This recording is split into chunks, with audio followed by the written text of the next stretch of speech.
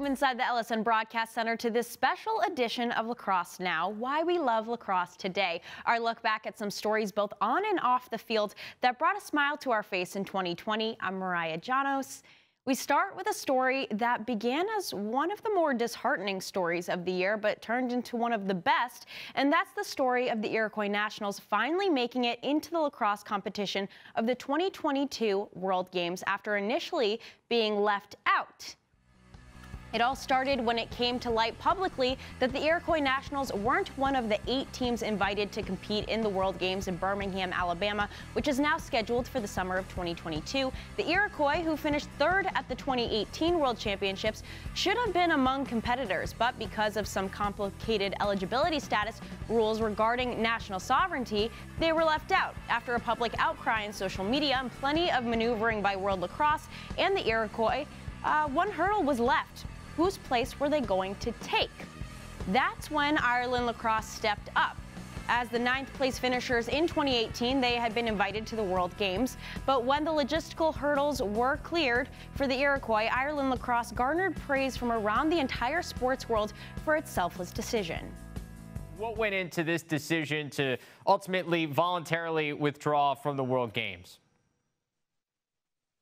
Well, what I would say first off is, we have been in ongoing discussion with World Lacrosse about this from the outset. There was no imposition, there was no twisting our arm, there was no threats, there was none of that. It was, we all saw what was happening on social media, the recognition that the Iroquois had not been included in the World Games.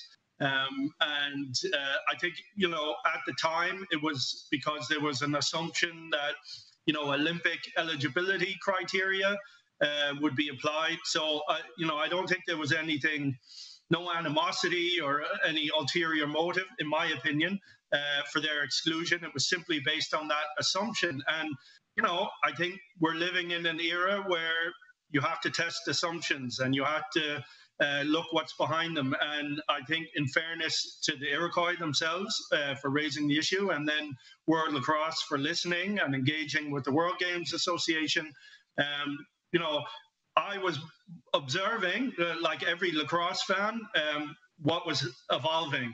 And it dawned on me pretty early that because Ireland were the last team to qualify based on the 2018 championship, that it could be our place in the tournament that's at risk.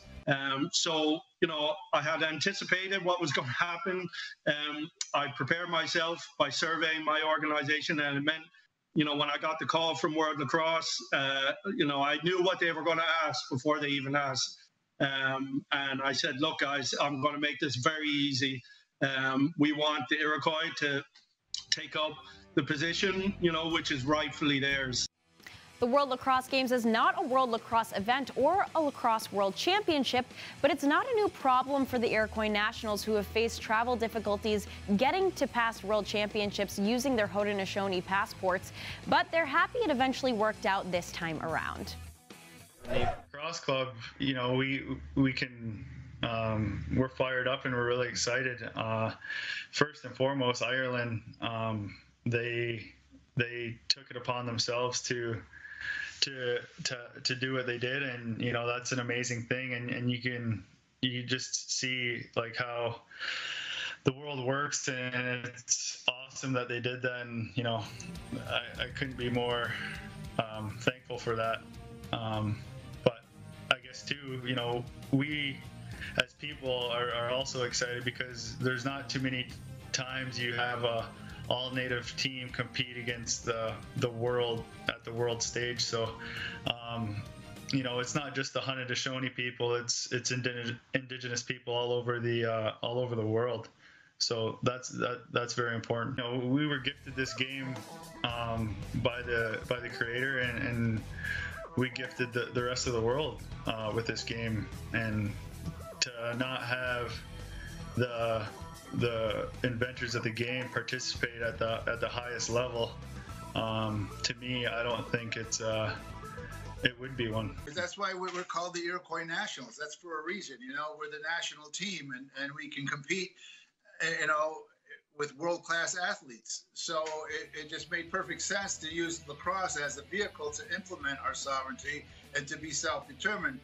And we've always stood by this principle, never, ever wavering, that we are who we are, and we're going to continue to be who we are. And we just, you know, want to establish that because, as you know, our mandate is peace, friendship, and healing. You know, the Beatrice is our symbol that we you know, that's become revered around the world. So I'm hopeful, you know, that there can be some real resolve here. The Iroquois Nationals, in the history of the game, the creators game, also took center stage in pro lacrosse this year.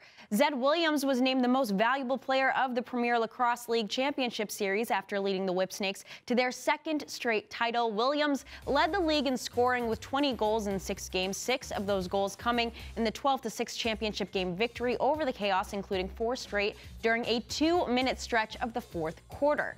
And after the game, the lacrosse world got a lesson in the meaning of the game as Williams carried his stick with him the entire time while getting the MVP trophy, while celebrating with his teammates, and while holding back tears in dedicating the game to his late father, the stick representing a connection to the earth and beyond. Lyle Thompson tweeted this about the moment: "I hope people understand why Zed is holding his stick through the ceremony. He could care less about the trophy. It was never about that. He understands the spiritual dimension of lacrosse. He personifies his stick. It treated him good today, and he loves it for that. That stick carries respect, unity, equity, purpose, and love. And when you hear more than a game, Zeddy is showing you what that means. And I hope one day everyone can understand that this is the medicine game in its purest form." Lyle, of course, is no stranger to making history. When he and brother Miles shared the Tewaaraton Award in 2014, they were the first Native Americans to win the highest individual honor in college lacrosse, and he spoke with LSN about just how meaningful that moment was, not just for him, but for Native lacrosse players as a whole. Standing on that stage, holding that trophy with my brother, that was a really special feeling because I could just, I was able to do it in front of my family and represent my family, but also I think it took Native American lacrosse players and helped them, motivate them to get to the next level. Standing on that stage representing not just myself and my brother and the University of Albany, but communities across Native American communities was a special feeling, and to do it with my brother took it over the top. 2020 has, of course, been a year like no other. The coronavirus pandemic shutting down the college lacrosse season in early March, ending so many hopes for student athletes. So who better to turn to for some perspective than college coaches who, through it all, keep things positive and on track? From interviews with LSN, here's Duke's Kirsten Kimmel, Delaware's Ben DeLuca, and Navy's Joe Amplo. You guys leave being together back in March, and it was so sudden and abrupt, I think, for every team. And so now you bring everybody back, and we're going through everything we are. How surreal is it to, like, walk back on the field and have that be the new normal and see your team and obviously be happy, but having to worry about all these other things? Like, I have to feel like it's got to be weird. It is a little bit. I mean, it's a little interesting to stand on the sideline in a mask, but at the same time, and I reminded our returners this, I said, listen, if on March 12th, when our season came to a close, if people had asked us, are you willing to do A to Z, wear a mask, stay 6 feet apart, do all these things in order to keep playing, you would have said yes in a heartbeat. So we try to keep things in perspective here and realize that we're really fortunate. We know there's a lot of schools that are 100% virtual this semester and whose teams aren't on campus or are going to have very limited opportunity to practice and do things together. So we're just trying to keep gratitude at an all-time high and go one day at a time, 1 week at a time. We're keeping an optimistic outlook. We're hoping that the schedule plays, as it has been put out there. I know there's some work going into that as we speak, but I think it depends on so many factors that are outside of our control. We try not to spend a lot of time talking about those things and just preparing for when we are called to have that opportunity. So it's probably a little bit of a fool's errand to try and predict what's going to happen or project. At this point in time, we are planning for the schedule to go off as it normally would, or as close to it as possible, but also understanding that we're going to have to shift and change and adjust pretty rapidly as the spring goes on. Not taking anything for granted. The opportunity to get together with our team, whether it's strength and conditioning or out here on the practice field, has been something that our guys have relished. Our coaching staff has relished, knowing, especially with the experience we had last spring where it was taken away so abruptly. We are preparing for the opportunity to compete as well as we can. I think you focus on, you've got to be prepared for whatever moments are going to come across your life, right? So no one predicted the pandemic. No one could have specifically predicted the challenges we're facing with racial and social injustice right now. I don't think we could have saw that coming as aggressively as it has. So what we tell our guys and the way we try and treat our young men in this program is to focus on relationships and getting to know human beings to the best of your ability, so that when you have those critical moments, right, it could be in a position of leadership, it could be in a position of support, whatever the world needs, whatever your small world needs and the greater world needs, you need to be prepared. And the best way to do that is to get to know as many human beings as you possibly can and develop such strong relationships with your inner circle that in those critical moments you can be there for them. You can demand something of them and understand how to make that demand, but also you can listen when they're speaking or they're crying out for help or they're dealing with struggle. You can listen to them and then respond in such a way that you can be supportive. Wise words from all of those coaches. Still to come on Lacrosse Now, Why We Love Lacrosse Today. Star NFL quarterbacks are becoming lax dads in droves. We'll check in with Drew Brees, Eli Manning, and Matt Hasselbach.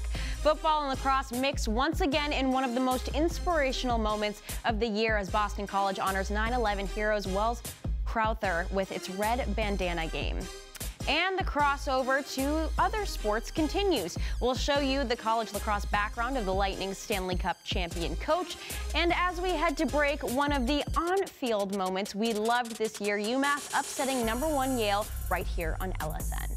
Out of bounds with 3 seconds to go, and that's going to do it for this one.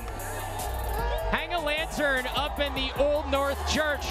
Tell your friends, UMass has knocked off the #1 team in the country. 13-10 your final, the Minutemen completing the upset.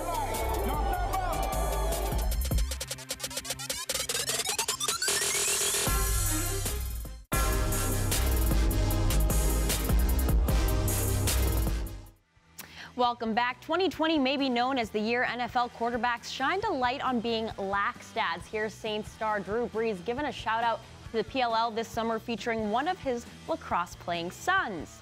And former Giants quarterback Eli Manning tweeted this recently along with a photo of the Eagles stadium. What the heck is going on? It's Sunday morning and I'm driving by this stadium heading to a lax game. So weird. Don't worry, I will be home in time to watch the Giants play ball.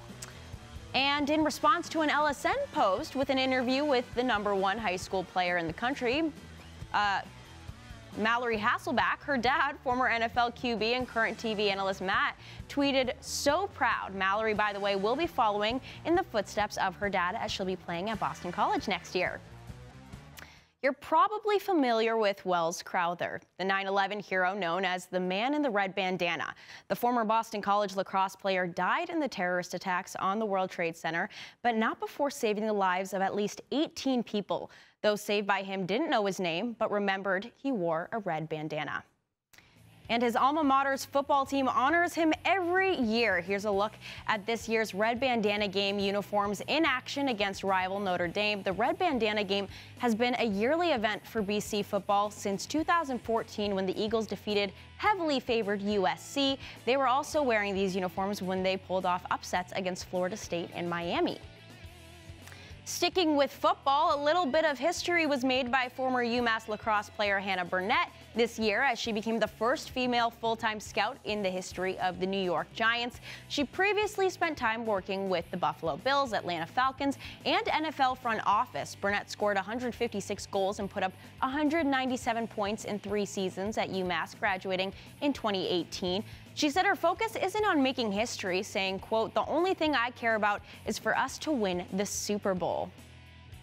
As we stick with the theme of lacrosse crossing over to other sports, in September, John Cooper coached the Tampa Bay Lightning to a Stanley Cup championship, taking down the Dallas Stars in 6 games to win the cup. But the Prince George, British Columbia native's roots are also in lacrosse, and not just box lacrosse in Canada. Cooper played lacrosse at Hofstra from 1986 to 1989, where his head coach was John Danowski. Cooper was an attackman and scored 74 goals and had 25 assists for 99 points in his career, and was part of 2 East Coast Conference championship teams. Cooper is still a big supporter of the program, visiting and speaking to the team just last year. Up next, racial and social justice came to the forefront in 2020. We'll hear from a pair of professional lacrosse players using their platform to make a difference. And we'll take you back to the field for what was not only the best game of the college season, but also the last. But first, everyone who couldn't get a haircut amid the pandemic last spring can relate to this memorable moment from Travis Eldridge and Kevin Crowley. On a lighter note, none of us can get a haircut, which is going to be an issue for me pretty soon. I know you're going hat. Like, what's the hairstyle going to be like for you moving forward? I thought that looked pretty good. So you're holding it together. This mom might have a different story. Might be the time where I just grow my hair out as long as I can, because I'm not cutting it myself like I used to do in college. Yeah, hey, I don't know if I can go there yet, so we've got another couple weeks until this thing really gets out of control.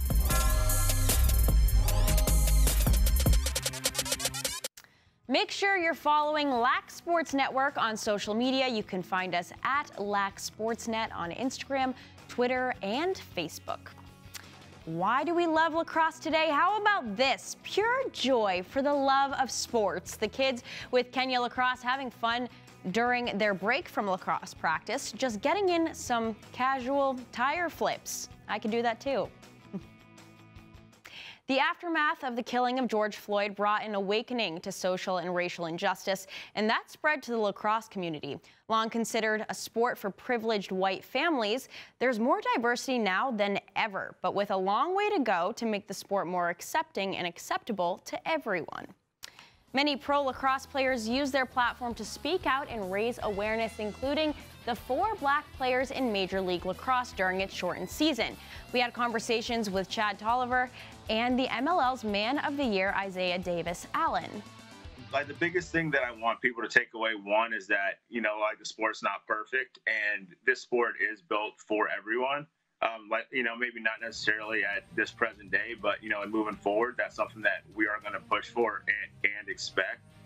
And 2, I just want people to feel comfortable having this conversation. Like, through my experience, I felt like the conversation of race was a little bit taboo, and it shouldn't necessarily be like that. We're starting to, make progress, kind of, go over, a lot of these big humps, but I want people, black, white, purple, green, to, just be willing to have those conversations and just to ask people what, their experiences and what their stance is. And even if they don't necessarily agree, be able to be sensitive to that person's experience. I think the number one thing, right, when you have a problem is that you have to address and accept that you do have a problem. And then, through, conversing with, whatever outlets or whoever you're speaking to, right then and there is when, people need to try and figure out, all right, how do we get involved, and not just in having a conversation is valuable and it's important, but when you have people who are really serious about change, like I know there are a lot of people out there with, BLA, the Black Lacrosse Alliance right now, we're working on some things as well. When you have people who are in positions to really, really create that change, it's important, and it's very, very important for them to utilize their platform, right? Get out there and help the community, find out what you can do. I feel a lot better now, but I still feel like we have a long, way to go. Personally, I didn't realize how kind of far behind the 8 ball that our culture is, and it's definitely something that needs to change. And I feel like this has been the first time and first movement where we've kind of put people's feet to the fire and really asked for change, and we expect it to be answered. Still to come on the field and on the sidelines as Stony Brook pulls off one of the biggest wins of the women's college lacrosse season. Plus, an incredible and permanent tribute to the late Yardley Love at U.S. Lacrosse headquarters. And here's another reason why we love lacrosse today. The ageless John Grant Jr. playing in yet another MLL season this summer as a player and assistant coach with the Denver Outlaws in full uniform, using cups to draw up a play for his squad, just like when we were kids drawing in the dirt.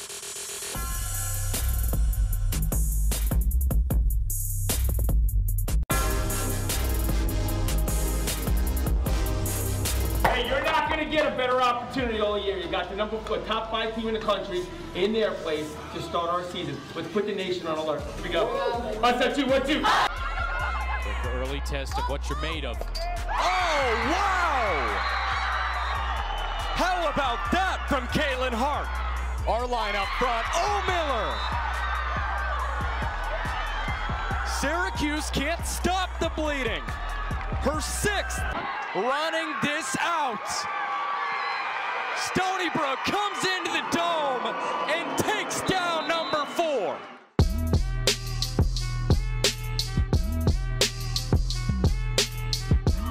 You deserved it. You deserved it. Soak it in. Okay, soak it. Well, plenty of time to talk. This makes this bunch play a hell of a lot better. Took down a top 5 team. That was a clip from our all-access series with Stony Brook Lacrosse, Us versus Everybody, from when the Seawolves upset then 5th-ranked Syracuse. Now, changing gears, the lacrosse world was shattered 10 years ago when Virginia lacrosse player Yardley Love was killed by her abusive ex-boyfriend. But since then, Love's legacy has lived on. Those that knew her and those that didn't, forever impacted by the One Love Foundation created in her memory. And now, to commemorate the 10th anniversary of her death, the joy and energy of Love's personality has been immortalized in a statue at U.S. Lacrosse headquarters. Now, all that visit U.S. Lacrosse will be reminded of who she was and those she helped even after her death. The One Love Foundation educates people about the signs of healthy and unhealthy relationships. Their educational workshops impacting millions of young people. An excellent resource. And that will bring to a close this 2020 edition of Lacrosse Now, Why We Love Lacrosse Today. You can see any of the full interviews and segments that were featured on the show on demand anytime at laxsn.com or the FTF Next app. And we'll now leave you with the best game of the 2020 college season, which also turned out to be the last, with number 5 Cornell pulling off a dramatic win over number 2 Penn State. Here's how it sounded here on LSN. So let's see what they draw up here. Piatelli triggers things in from the wing, and here is Jeff T. Draws the matchup with Brett Funk, the sophomore defenseman from New Jersey. Now a short stick switches on to T. Down to 30 seconds. Gotta be ready. Someone's gotta be ready to slide. T has his man on an island. Trying to get the hand free, he does! Jeff T ties it! So we're all knotted up with 18 seconds left. It's Jake Glatz who wins the clamp. Ball pushes forward. It's still loose. Cornell with the ground ball. Here come the Big Red. They got 10. Score! It's the face-off man, Petrakis. The Big Red have a lead with 8 seconds to go. Are you kidding me? Angelo Petrakis, the face-off guy, is the one that ends up with it after all that and could potentially have the game winner. Oh my God, this game. And that will do it. Somehow, the Big Red from up 7 to down 2 to winners here at the Crown.